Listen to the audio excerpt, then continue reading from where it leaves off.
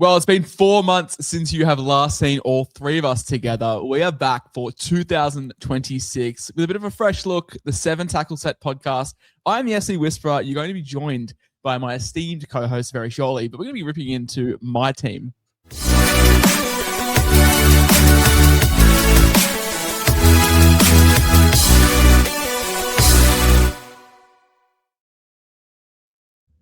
We're back.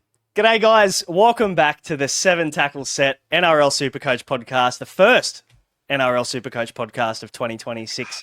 I'm your host, Brano. Of course, I'm joined by the SuperCoach Whisperer and the SuperCoach Mattrix.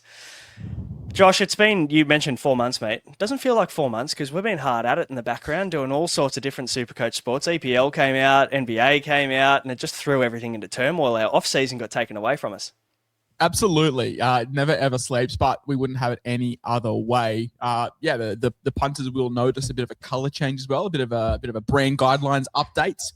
We have at Insight decided to give each show their own identity, and the 7 Tackle Set is going to be ours moving forward. Really happy with it. Really stoked with the design. Glad that the designer shaved a couple of kgs off my face, which is really, really great. But now, super stoked to be here. Super stoked to be doing team reveals in January.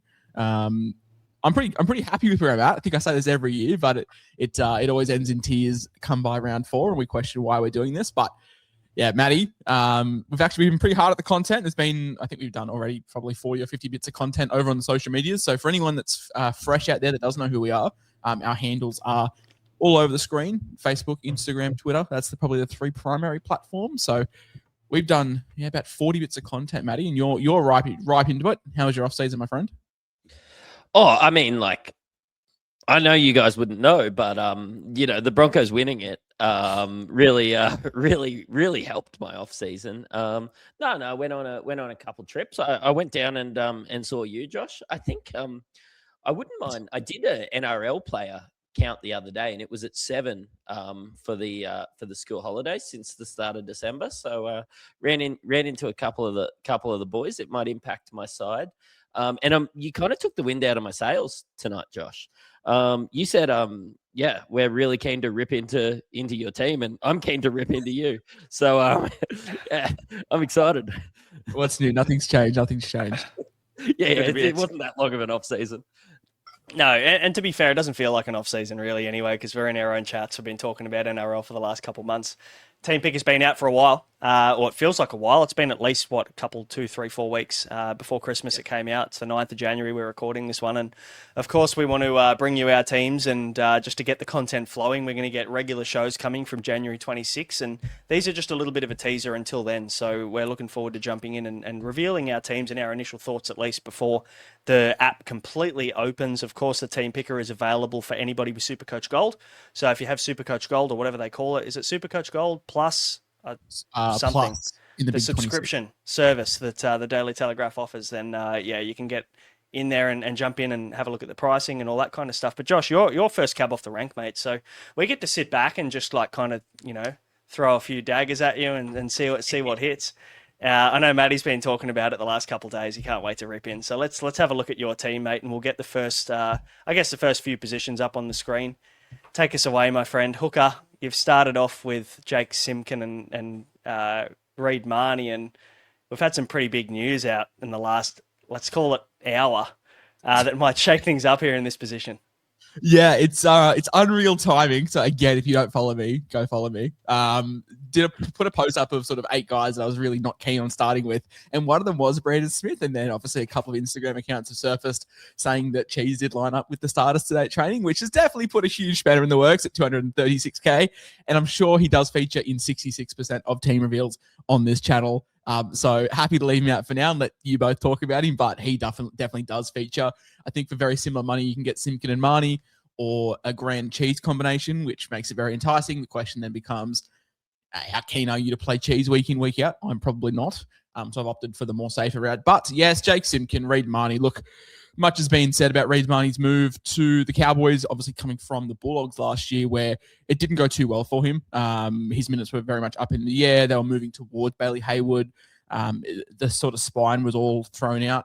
But we know how consistent he's been ever since his days at Parramatta. He's been, a guy that has always been in that sort of the mid-50s range. And whilst it's not overly exciting, the departure of Reece Robson leaves an 80-minute role open up for Reid Marnie. So, look, I think he's going to be very popular team picker for a lot of people, not just us, but yeah, definitely one worth considering. Jake Simpkin, on the other hand, is probably the one that's more contentious, I would say. Simpkin finished last year averaging 62.9 in his last 5 games. That was when Jake Trbojevic obviously was shut down at the back end of the season. Jazz Tavanga moved into that lock role, which freed up Simpkin to play 9. And I think people forget Jake Simpkin. Obviously, Brainer, you and I are Tigers fans. We understand just sort of the talent that he is, and he still is. He's very young. I think he's still 22, 23, played under 19s for Queensland and sort of hasn't really been able to get the minutes that I think his talent deserves. But with Lachlan Coker medically retiring, Jazz Tavanga moving on, look, there is the signing of Zach Docker-Clay, but I'm not really convinced that's going to be a huge better in the work. Seabold's shown us if he likes to sort of run his hooker pretty big, and when you've got middles like Paseka, Trbojevic as well, and you know, Caleb and Vale, like young guys that need to be rotated through. I think Simpkin's got a big enough engine to be playing 80 minutes week in, week out. And I think for a combined, 830K, we're paying, I think the magic number this year is 9,789 or something like that. So basically $1 per point. I think these guys could average near enough $1 million worth of points. So I think it's underpriced. Front row forward, young upstart rookie, big raps on Payne Haas. I think he's in for a big career. He's pretty good. Every year, the three of us say, "Oh, this is the year we're gonna spend, as minimal as possible front row forward." And every year by round 5, we're scrambling to get the money to find Payne Haas, and I'm just very happy to have him in. There is a lack of Terrell May, and I'm sure that over the coming weeks and months, we will talk about players that we are keen on and players that we're not. And for me, Terrell May doesn't feature in the players I'm keen on. So we'll talk about him at length. But I do have Trey Mooney, 442,000 dual front row forward to RF out of Newcastle. Played super, super well for the Raiders when he was given the chance last year. And there's always been big raps on him. And he comes in at quite a nice price. Obviously, you've got Leo Thompson leaving. You've got Saifidi not getting any younger. Tyson Frizzell not getting any younger as well. So I think he could be the leader of that pack. Taniela Paseka. I think we forget about him, boys. He's a guy that I always have in draft because he always gets me 55 points. And this year, off the back of an Achilles rupture, he comes back pretty much fresh at 328K, speaking to NRL Physio.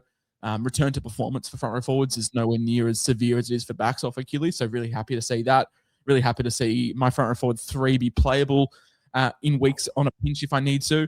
And Kobe Hopwood, young raps out of him at Newcastle, young prop. Other guys there, if you do want someone that's playing, Royce Hunt, Bunty Afoa, there's going to be a couple of names that get chucked up there that, front row forward 4 is not something I'm overly looking at investing a lot of time in. But that's about 5 minutes of me waffling. What are your guys' thoughts on the first 6 names on the sheet? Look, to be completely honest, like last year and honestly every other year that I've podcasted, I have tried to defade front row forward for those high upside positions because that's the way that I play. But mate, I think last year sort of proved to us that front row forward is more viable than some of these other positions. So I do understand you're splashing a bit of cash around. Payne Haas is this generational talent. Coming off all the rumors and everything from this year. I can get around it. What do you think about the hookers there, Brainer? First of all, shout out to you having to hold your mic the whole time because you don't have your boom arm set up. That's what I'm in the kitchen. We're still coming back from renovations, ladies and gentlemen. To quote the great big horse. Yeah. And look, you're doing it hard over there. You're doing it tough. So we appreciate you holding your mic for the episode. The hookers, like him. Reid Marnie's obviously going to be very popular. Probably one of the most popular hookers, I'd assume, to start the season. We're looking back at Reid Marnie, and I think his worst season in the last 5 years, he is 11 points under that in terms of price. So, it's a free 10 points of value right there if you think he's going to get back to his worst season over the last 5 with the Bulldogs. That's a bit of a no-brainer. We saw that they didn't use Reece Robson very well last year. They didn't maximise his minutes, especially at the back end of the year, obviously, when they found out he was leaving. So, Yeah, I think that there's minutes there to grab. I'm a big fan of Reid Mahoney. I think it's a really easy start. Jake Simpkin's the interesting one. Last year, he finished with a wet sail too. When he got the start, I think the last 5 games that he started, he went 64, 69, 2 lots of 52 and a 73. So really good finish to the year. That kind of gave us a bit of a teaser on what he could potentially do for us if he does get this role long term. And those are the 5 games that he played 80 minutes, and the only 5 games all year that he played 80 minutes, Josh. So, great pick at the price. And sadly, I reckon he could have been around that 350 if he didn't go on a run at the back end of the year. Yeah, it would have made it a lot more easier to start with. And I think the real concern is the arrival of Zach Docker-Clay. I'm not sold, to be honest, but let's move on because spent up at front row forward. But as you can see, 2RF is looking a little bit bare bones, but I think there's merit in basically all 6 of these guys. So we'll rip through them. David Fifita, he's pretty good when he wants to be, and hopefully under Wayne Bennett, it will be more often than not. It wasn't just 3 years ago that he averaged over 70 points a game, and now we get him at a new club at $485,300. I'm a little bit not concerned, but I don't think 80 minutes is like a locked-in position. There is definitely some guys there that can take minutes off him, but I think until proven otherwise, Fifita under Bennett is something I'm going to really, really look at, especially on that left-hand side. All training reports suggest that it's going to be a Cody, Latrell, Fifita, and Alex Johnston left edge, and boy, that gets me really, really, really excited about the prospect of David Fifita. I think a disappointing David Fifita is still underpriced at $485K. Obviously, injuries permitted as well. That's the big thing. Jermaine McEwen, I think I am the number 1 ticket holder in the Jermaine McEwen hype propaganda machine this year. I'm really, really keen on him. Averaged, when he played over 60 minutes last year, averaged 58. Only averaged 41.7 last year. Was mixed off the bench and thereabouts. Kai Pierce-Paul has departed for the Mighty West Tigers, so there's going to be a spot opening up on that right edge. I think it's McEwen's. Just from what he showed last year, I think he's in for an absolute massive year. I think he's 22, so another year of development, new coach. Expect Knights to be on the improve. But yeah, really looking at that sample size of when he played over 60 minutes last year was averaging near enough 60 points. So really, really keen on him. And Hamish Stewart, a name that all 3 of us owned at points last year, obviously was hampered with a bit of injuries. But when he was playing over 40 minutes last year, averaged 55 points a game. So I think there's some real value in all 3 of the starters that I've picked. Obviously, with Jack DeBellin leaving as well, there's going to be some minutes opening up in that Dragons forward pack. David Clem has left the building as well. Emre Gula is no world beater. I think he's just sort of a rotation piece as well. Got the news that Dylan Egan is out for up to 10 weeks as well. So just Luciano Lua come out of that forward rotation back into the edge rotation. Regardless, I still think there's some big minutes up for grabs there. And rolling off the back of that, Dylan Egan obviously out for 10 weeks, and you've got Jacob Halangahu at 334,000. It's really between him and Luciano Lua for me. I know some people are throwing out Toby Couchman, but Toby Couchman's a naturally brilliant middle. I think you're stupid to take him out of that middle rotation if you're Shane Flanagan. So Halangahu, Dragons fans have been screaming for him to get significant minutes. But even if it's not Halangahu, there's some real options there. If it's not the man under him, it'll be Joe Chan, it'll be Brendan Piacora, it'll be Hughlem Lukey. Thereabouts, all around that price for that sort of low 300s, early 400s to RF. So as you can see, no reserve. Oh, there is a reserve tag on him, and I just think he's in for some good minutes whilst Dylan Egan is out. Lasati from Melbourne, obviously with the news that Eli Katoa is out for the season. That does open up a role, and we did see Lasati start in the final game of the year for the Storm. There's going to be too soon, man. Apparently, if you read my Twitter account, everything's too soon. Wow. Yeah, but I think people are saying, "Oh, what about Joe Chan?" I mean, Joe Chan's been given chance after chance after chance, and he's never really set. It's never really set. Until Tuesday. Set the bar on fire. I just think Lasati re-signed in the off season as well. Yeah, really big upside for him as well. Really like it. And the last one, apple of my eye, Cooper Buy, hashtag buy the buy. He was sensational in the one game that he played last year for the Titans, and it was a real shining light for them. And he's been added to the game, and he is cheap, so he is in my team. And that is my 2RF. Boys, what do you think? 'Cause I've gone definitely cheaper. There is some structures where I was talking to both of you boys before we went on air that if we go Simpkin to Cheese, we can then do a Halangahu up to like an Isaiah Papali'i type situation, that sort of price range. But for now, I think there's merit in all of them. I'll just comment on McEwen and leave the rest to Matty. Obviously the cheaper guys are kind of pick themselves for the most part. If they get a starting role, it's pretty hard not to pick a starting edge back rower at 350 or sub 350. Jermaine McEwen at 407 though. Like, I'm just looking at his scores from last year. Of course, we probably think he's going to get max minutes on the edge this year. Looking at McEwen's scores where he did play 70 plus minutes, he went 42. 52 in 80 minutes. He went 55 in 66 minutes. And then the final 4 games, minus the last game of the year, he went 72, 44, 66, and 60.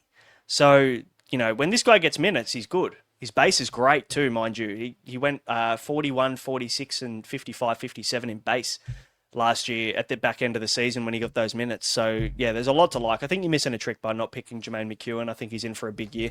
Matty, what are your thoughts, mate? Obviously, Hamish Stewart was popular last year, got himself injured at the back end of the year, sadly, missed some time. Could be a good prospect at that price. Yeah, he was a great cheapie last year, and like he does seem to the opportunity does seem to be there for his role to increase.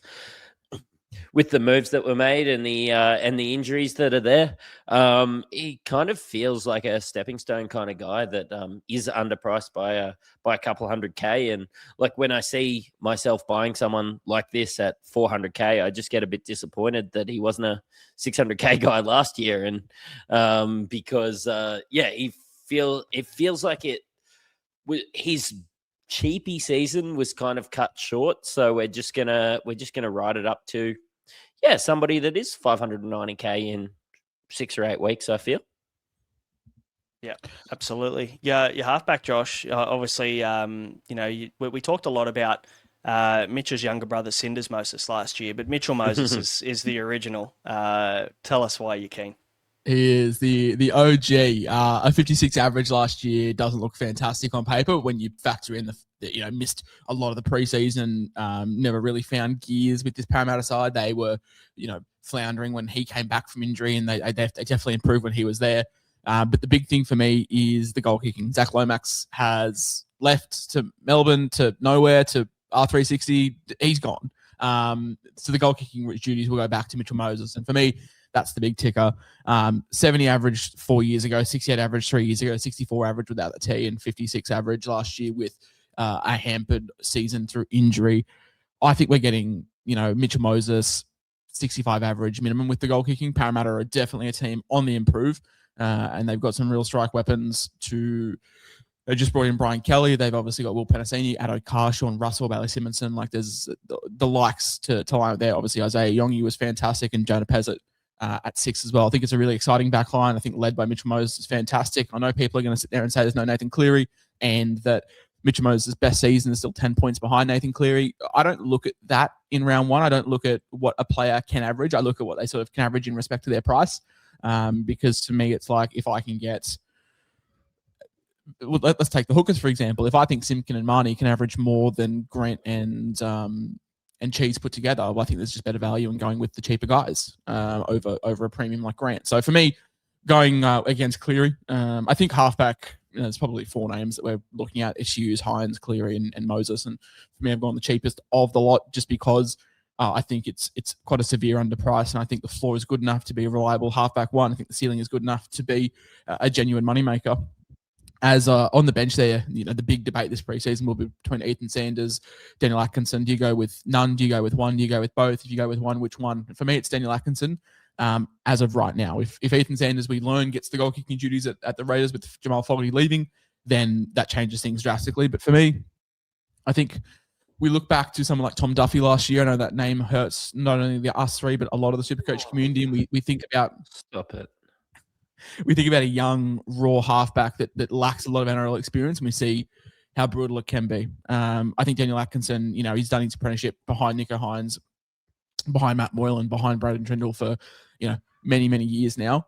And I think he's more NRL ready. I don't think the ceiling is quite as high as Ethan Sanders, but if I'm not really looking at playing Daniel Atkinson. I want a guy that's going to tick along and make me some good money.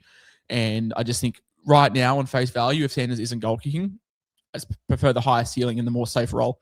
We've already seen Shane Flanagan come out and basically confirm that he is the halfback of this team, which is really good to hear when you get the tick of approval from the coach in November. Look, we expected it when he moved from the Sharks, but to have that tick of approval from the coach so early is something that fills me with a lot of confidence. So for me, if I was ranking them, it's Atkinson over Sanders right now without the goal kicking. And when you get the tick of approval over the coach's son, that's got to count for something as well, really, doesn't it? Like, you know how obviously, you know, we won't go into too much, but like how high he is obviously on Kyle and the roles that Kyle played last year, but obviously 5'8's his position, not halfback. And I'm glad that this is the direction that Shane Flanagan's gone because it's the right decision for Dragons. Matty, Mitchell Moses is halfback. Is there anybody else there? Like, are you looking in a different direction, or have you got Mitch as well? No, I'm looking in different direction, and of course we'll be doing my team reveal in the next coming days, but it's still sort of that mid-tier sort of halfback.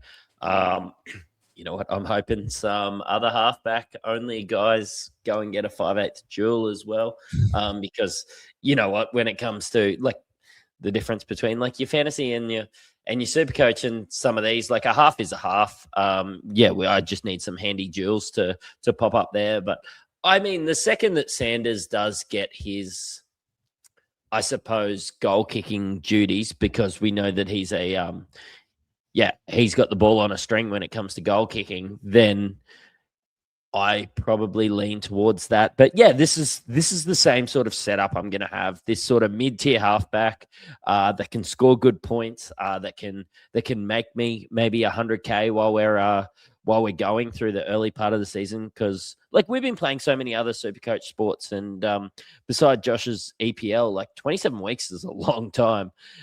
So yeah, you do want to generate that money early on. I'm sure just regretting that now. But we do have to get that money early on.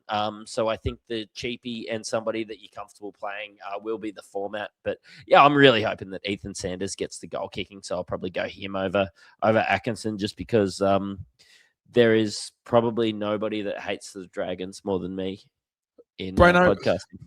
Brano, what do you think about the reliable halfback one, Moses, Hughes, Hines, Cleary, whoever you pick, and then Sanders at halfback 2 and an Atkinson at flex draft? Atkinson at flex. I mean, we had this dilemma last year, didn't we, with Isaiah Yongi? You know, that was the real big breaking point in the preseason. Do you go with 3 guns, or do you go 2 guns Yongi at flex?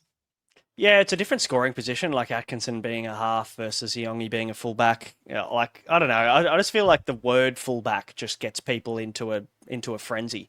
Would I put Atkinson and comfortably play Atkinson as a flex, or have him as a backup? Because, I mean, like, realistically, if you're going to have him as flex, you've got to play him, right? So, like, do I feel comfortable playing him each and every week? No, I don't. And how much cheaper is he than... Look, I think 90% of us are going to have the exact same flex player. And he's only, 260K cheaper. It's not like you're going with, 3 800K fullbacks and you can save 500K by going Atkinson. Like when you're looking at the flex option that all 3 of us probably have, I haven't seen both your teams. I would imagine we had the same flex.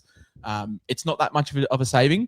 I think the upside with said player is vital. But let's move into the back line, because there is a lot of money left in the budget. And there it is. Fair bit of cheddar.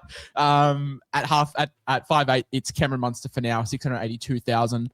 This can be a plethora of people. It can be Tom Dearden if he gets dual. It can be Dylan Brown if he gets dual. It can be Ethan Strange if he gets the goal kicking.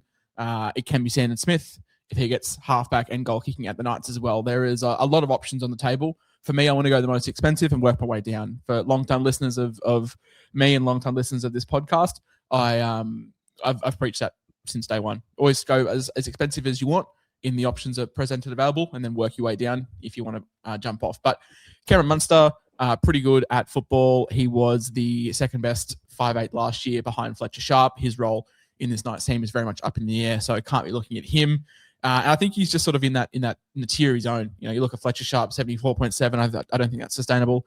You've got AJ Brimson under Munster at 66.4. What's his role going to be in this Titans team? And you've got Cherry Evans as a sole 5'8" dual, which makes my skin crawl just looking at Cherry Evans with a 5'8" position. And he's at 63.3. It's probably the tertiary ball handle in this Roosters attack. So I do think Cameron Munster stands out in a league of his own. If Ethan Strange does get the goal kicking, it makes it really interesting at 610,000. But for me, it's a wasteland right now. 5'8's just looking pretty cooked. So happy to get Munster in and go from there. And I do have Jonah Pezzett. Not really much to be said on Jonah Pezzett because, well, 5'8 sucks and he looks like a good option at the cheap price. Yep. We'll rip through centre wings because they're probably going to bow the most talking point about the structure I've got right now. I've locked into basically 5 of them in my playing each week, and it's a very, very expensive line. So for audio listeners, it's Kiraz, Val, Latrell, Mitchell, Brian Toto, Sam Stonestreet, David Fale, and Makasini from the Tigers. So we'll go through the one by one. I think the verdict's out. All 3 of us very hot and heavy for Jacob Kiraz. He's been given the big Gus Gould tick of approval. The last time Gus did that, it was Jacob Preston and Max King. Max King played for his state, and Jacob Preston played for his country. Jacob Kiraz also averaged 79 on the wing. Did have some games at fullback, which brought him down last year. But he's been, best preseason he's had so far. Obviously, we hear that every year with players. They're training the house down. But if Gus is coming out and saying Kiraz is singled out as one of the best trainers and looking the best in the preseason, I'm really keen. The big slide against him, I think his ownership will be quite low, boys, because he does have that round 2 bye. But I'm of the mindset that I want him. I think he is the best centre wing option in the game, and that's over Herbie Farnworth, who is lacking in this side and lacking his flowers coming from me in my analysis this preseason. So I think Kiraz is the best centre wing in the game. I think with the round 2 bye, I've got cover there, as you can see. I've got a very, very, very good centre wing 5 that can come in and cover, and I've got some depth elsewhere. Val Holmes, boys, is interesting because obviously missed a lot of the season last year with injury. Only played the 14 games. The Dragons do have a pretty tough first 2 games to start the season, but then it opens up very, very nicely. 734K. I feel like Dragons fans just didn't love Val last year. I thought Val was fine, especially from a SuperCoach standpoint. Averaged 75.1 points a game. Look, another year older, but I'm not too put off with this Dragons side. I think they're definitely going to be on the improve as well. Latrell Mitchell is the really, really interesting one because he does come in quite cheap in terms of averages. He is the 21st best centre wing. You look guys like Braden Burns, Daniel Tupu, Tolly Kohler, Murray Talangi, guys that all average more than him last year, but he does find his home now at centre. I think we remember last year Trell played couple of games at centre. Trell played 2 games at 5'8", and we were desperate for that 3rd game to get the 5'8 duel. He was sort of here, then everywhere. But, we're buying into South Sydney. A lot of their guys are underpriced after a very, very horror season last year, but 626K, I think, is just, it's enticing enough. I don't think Latrell Mitchell is a slam dunk by any sorts. I think there's some players around his price that you could look at. Taylor May, averaged 70 last year, but is priced at a 617K. Selwyn Cobbo coming in for Jack Bostock being injured. You've obviously got Brian Toto there as well. I think there's some guys there. If you don't love Trell, I'm not bashing the drum for you to pick him. And the last one rounding out, boys, Brian Toto, under 600K for the first time in, goodness, quite a while. Most likely going to be lining up on that left wing with Paul Alamotti, lining up on the right with Casey McLean and Isaac Tungo in the centres as well. So, look, left wing for the Panthers, tough draw. I think they play 5 of the top 8 teams in the first 6 weeks. It's not great, but I think Toto's a guy that his floor is good enough to just get me by. And if he jags maybe 2 or 3 tries in that first 6 weeks, I think he'll definitely match that average.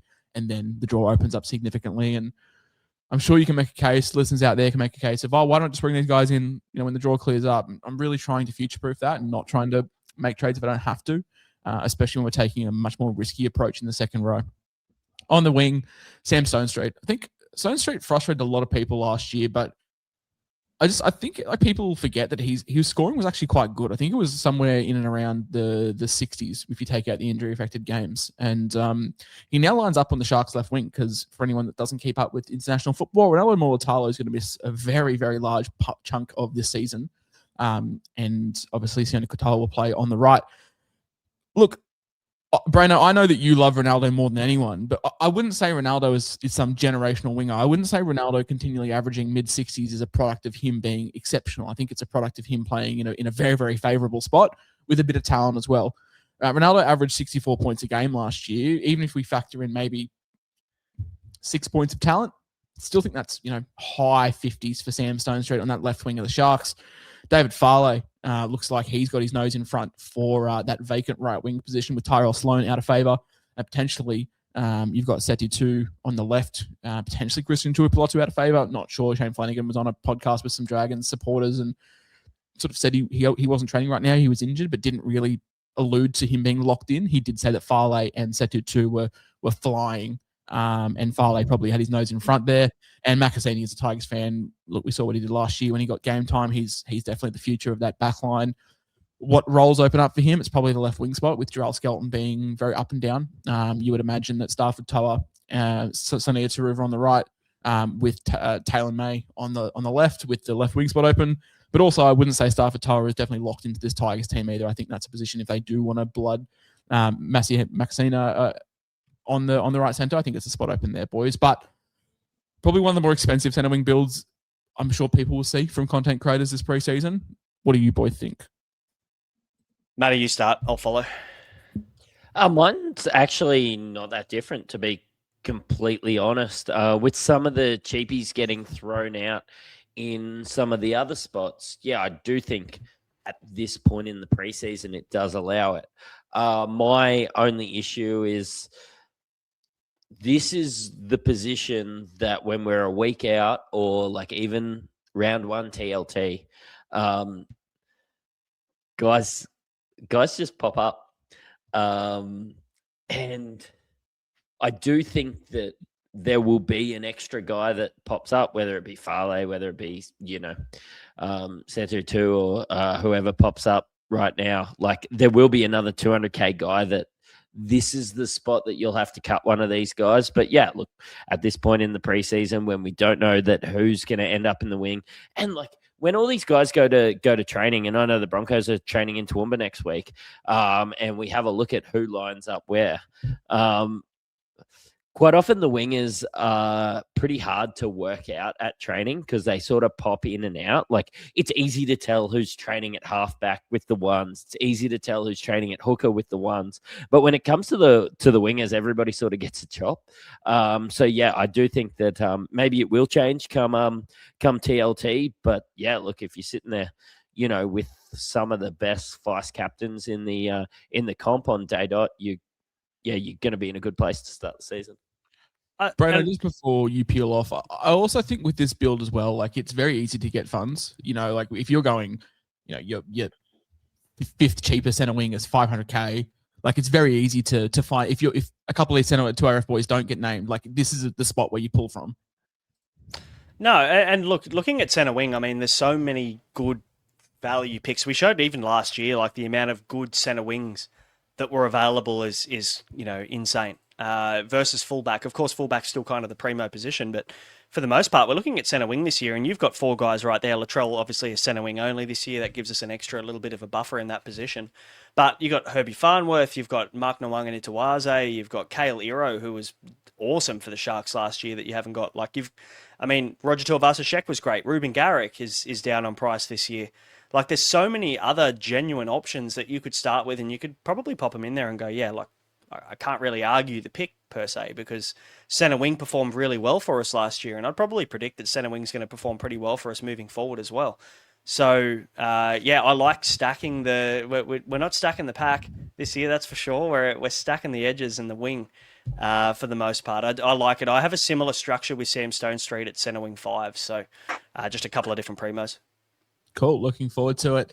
We haven't plugged the Patreon. Now it's probably a really good time to plug the Patreon. We have Patreon. We have a heap of content in there where I spent the last 3 weeks doing every single predicted 1 to 17 players that we love, players that we loathe, players to look for the breakouts as well. There's going to be a heap more features in there. I will prep our producer in the next episode to make sure that we're plugging Patreon more than what we have this episode because I think it's quite important. I did actually have in there that I didn't love so far long ago.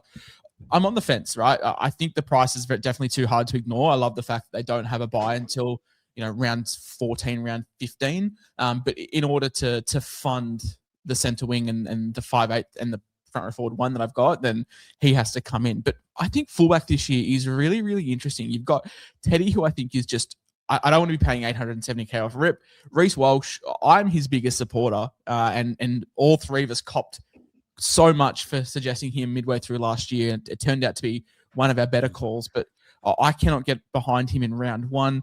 Drinky is nearly 800k. Edwards has a really tough draw to start.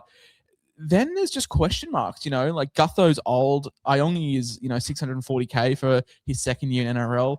Ponga hasn't started training for a while. It really opens up fullback this year. I think for the first year in a very, very long time, it isn't 5 names that we can pick 3 of, which I'm really excited for.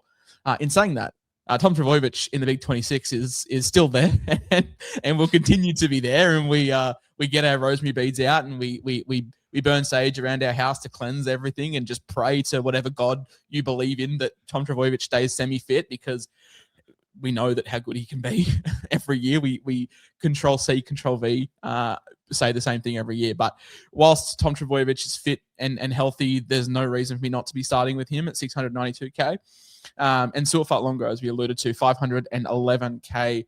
Obviously, with Ryan Pappenhausen's shock departure from Melbourne, he is the fullback. Melbourne have confirmed that it's going to be him to go from off rip. And the flex that we alluded to before, I would imagine all 3 of us have the exact same flex, or he is fullback 2, depending on what makeup you go with. But it's Kini. Now, off the back of that really, really weird back injury last year, insert Mike Tyson, my back is broken, spinal soundbite, 498k for a guy that was averaging 70 when he wasn't injured. Only played the 6 games last year, averaged 45 minutes, were here, there, and everywhere. But I think this is probably one of the most clear-cut picks in my side. I think it's one of the most clear-cut picks in everyone's side. I think you look at the Titans and you think, oh, wow, like a fullback from the Titans, what are we doing? But even when they sucked, he was still performing very well. And he's going to have nearly 2 full preseasons and a full season off from football. Kini wheels up. But that's the fullback trio. That's the squad. Yeah. Really like it. Really like the structure. Really like having Munster there and being able to move off him if I have to, and praying that we get some duels. Yeah, Matty looks really serious. He's thinking about what he wants to say. There's definitely some internet lag going on there. And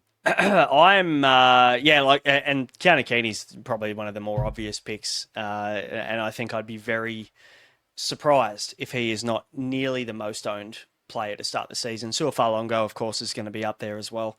I guess it's more you've got to buy into. Ryan Pappenhausen last year in his spot, without the goal kicking, probably, what wasn't the guy that we wanted him to be. And is Suafat Longo going to be that guy? Yeah, maybe. But at 511 and 495k, these 2 guys probably just need to be in your team to start the year. Like, they're proven commodities in a good system that's at the Storm. Obviously, the Titans, I wouldn't call them a good system, but, Kini's a genuine gun. So I can't argue that at all. Tom Trbojevic, though, is an interesting one. Matty just had to collect himself. He had to make sure he knew what he was saying. Had to step out of the studio for a bit. And now he's back. But yeah, Tom Trbojevic, he's obviously the golden goose, isn't he? It's the big unknown. It's the big unknown commodity. If he's at his best, it's a mockery of the price. If he's at his worst, he's 200k overpriced. And we saw that last year. We saw both sides of that last year. I think we will see both sides of it again this year. But maybe I've just got 2021 rose tinted glasses on, but I always just find it very hard not to start with him. I did look at KP, obviously Ponga, but hasn't started training yet. Is he going to goal kick? What's happening with Sharp? What's happening with Sanders Smith? What's happening with Dylan Brown? I think there's just a lot of question marks there. Matty, thoughts, mate? Yeah, look, I like all the picks here at fullback. I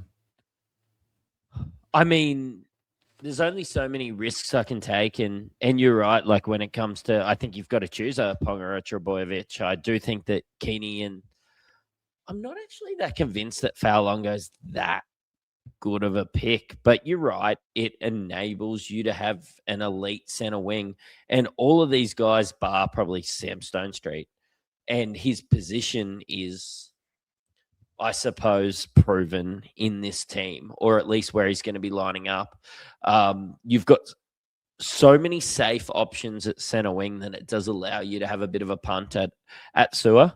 And I won't have Sewer in my starting team, but I also think that he is one of the guys that I'm not scared not to own, but I have borderline penciled in, could be bringing in round 3.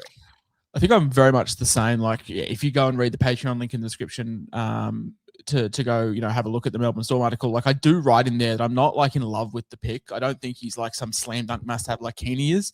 But you do have to make sacrifices elsewhere, and there's no one at that price point that I think he's at the top of that price point. But it's the squad. I can't wait to read the comments. I'm sure they're going to be very, very supportive of the team, and definitely won't tell me to delete app. Full Yeah, definitely full credit to the boys. Always. That's team one. Done and dusted. Of course, we'll be bringing you our teams as well, Matty and myself, over the next couple of weeks, as we drop these out. And of course, as we get closer to the 26th of January, Josh, correct me if I'm wrong, it's usually the SuperCoach app opens around that Australia Day period? Yes, thereabouts, give or take. And then for all the peasants out there, the povos, the people that don't feed Murdoch, and I definitely wouldn't either if I didn't have this as a semi-job. So don't buy SuperCoach Gold. And I can say that because they don't pay me. But yes, it will be open up to the public, and then you can make your league. You can do your drafts. We're going to rip into some draft content. We'll be doing our draft boards as we do every year around Australia Day for people that don't want to pay $29 to Rupert Murdoch, which I am a big advocate for not doing. Yeah, and you don't need to go and pay $29 when, at less than $12 a month, you can get access to the 7 tackle set Patreon, right? So plenty of content coming. You've already put together the 17 team previews. We've got plenty more coming over the next couple of months. We have structured content in Patreon this year. Yeah, $29. That's half a carton. That is 15 Carlton Dry 3.5s. But yes, exclusive podcast as well.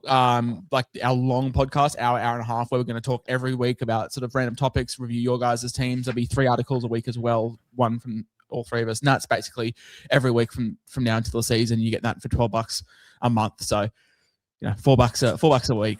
No, $3 a week, even cheaper. Wow, I only get $4 out of the subscription. So, but the link will be in the Patreon. We do have a Discord as well, free as well, for a big community. We're going to make a very, very conscious effort to keep that one moving, and it's our New Year's resolution to make sure that you guys have a very, very safe space where people won't tell you to delete app for posting your teams, and a really, really good spot to talk all things footy. I was going to say Matty won't make that promise. He might tell you to delete app, but that's just what Matty does. And he's muted himself accidentally with his hand because he doesn't realise that holding his mic means that he might accidentally mute it. He's so back. He's still muted, so it doesn't matter. It's great. Actually, maybe we can get him to do this a little bit more. Might work out quite well. Anyway, guys, thanks for watching. Thanks for tuning in. Again, we plug the Patreon a ton, but even if you don't want to go and spend that kind of cash, the free Discord is there for you. The link is in the description below. We've got a great community in there that love talking NRL. They love talking sport, fantasy sports, SuperCoach, whatever it is that you love. There'll be some people in there that love that too. Thanks for tuning in, guys. Hit the subscribe button as well. Plenty more content coming in the preseason. We'll be back in the next few days for the next team reveal. We will catch you then.